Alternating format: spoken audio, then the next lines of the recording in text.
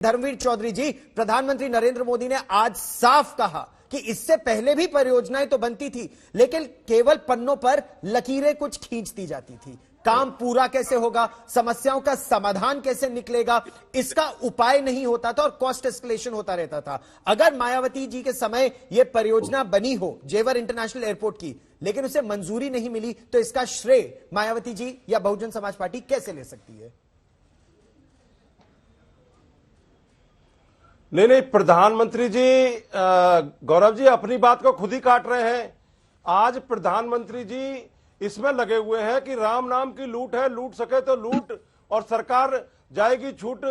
तो ये जो अब एंड टाइम पर ये जो सरकार जागी है, इसमें आदरणीय बहन कुमारी मायावती जी ने, चाहे वो कुशीनगर का एयरपोर्ट हो और चाहे वो जेवर का एयरपोर्ट हो, ये सारी डीपीआर और इसकी जो प्रस्ताव बना करके केंद्र सरकार को भेजा था। लेकिन ये जो केंद्र सरकारें हैं, ये रोड़े अटका देती हैं जो विकासशील सरकारें होती हैं उनके काम में। और आज प्रधानमंत्री जी शिलान्यास खेल रहे हैं। तो शिलान्यास करने के बाद में जैसे इन्होंने काशी में भोलेनाथ के नाम पर सैकड़ों भगवानों को बेघर कर दिया, सैकड़ों पंडितों पुजारियों को बेघर कर दिया और कॉरिडोर के कॉरिडोर खत्म कर दिए, कॉरिडोर के कॉरिडोर बना दिए। ठीक, तो ये खाली शिलान्यास खेल रहे हैं। विकास के नाम पर, इनके नाम पर जीरो है। और ये जो सुनील जी अभी कह रहे थे, सुनील जी तो इस एयरपोर्ट को ही यादव महासभा में ले जाना चाहते थे, मैनपुरी इटावा में। ये तो शुक्र हो कि इनको भी संस्तुति नहीं मिल पाई, नहीं तो ये सारे कामों को सैफई शिफ्ट कर दें। अब इनकी सैफई में ना बग्गी चल रही है, ना महोत्सव हो रहे हैं।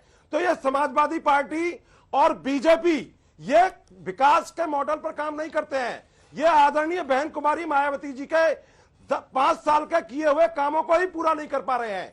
चाहे वो आज जेवर एयरपोर्ट का काम हो, अभी तो मैं आपको बता दूं गौरव जी कि जेवर एयरपोर्ट पर 15 गांव शिफ्ट होने हैं।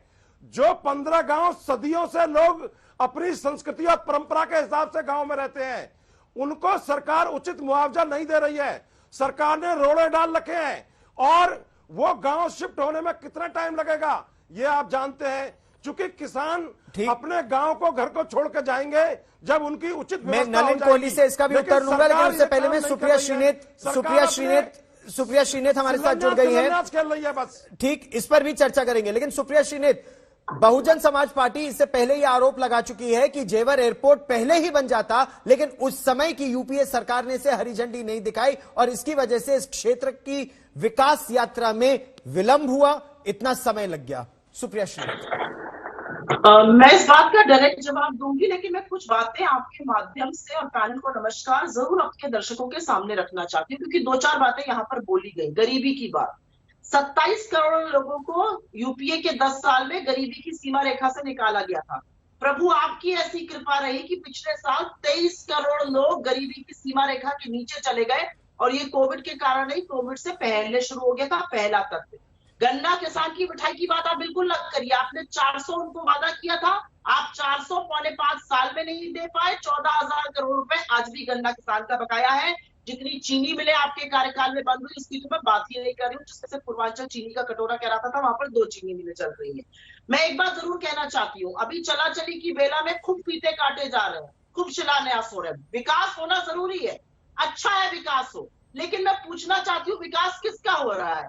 4 करोड़ सीनियर सिटीजन्स को, 4 करोड़ बुजुर्गों को इस देश में रेलवे का कंसेशन हट जाने से आरटीआई के माध्यम से कल पता चला है, पूरा किराया रेलवे में देना पड़ा। 4 करोड़ लोगों को, जिनका जो स्मॉल स्कीम सेविंग की स्कीम है उसका भी दर घट गया है, पेट्रोल महंगा है, डीजल महंगा, एलपीजी महंगी है, वो अलग चीज है, उनकी कमर कैसे तोड़ी गई है, उनके लिए उनका विकास का क्या मतलब है। जहां तक जेवर एयरपोर्ट की बात है, मैं एक बात जरूर कहना चाहती हूँ कि कल ही पता चला था, आपने बुंदेलखंड में एक डैम दिखाया, वो आपका नहीं था, वो आंध्र प्रदेश और तेलंगाना का था। आपने एक पुल दिखाया था, वो बंगाल का। सड़क दिखाई थी, वो अमेरिका की थी। अरे अपने विकास के कार्य दिखाइए ना, पहली चीज।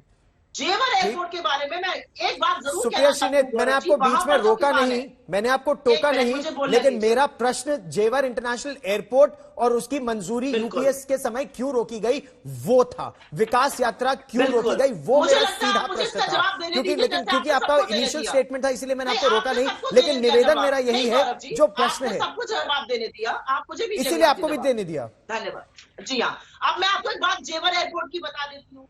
जेवर एयरपोर्ट पर जबरदस्त आज शो हुआ है, एक इवेंट फिर से इवेंट जीवियों का हुआ है।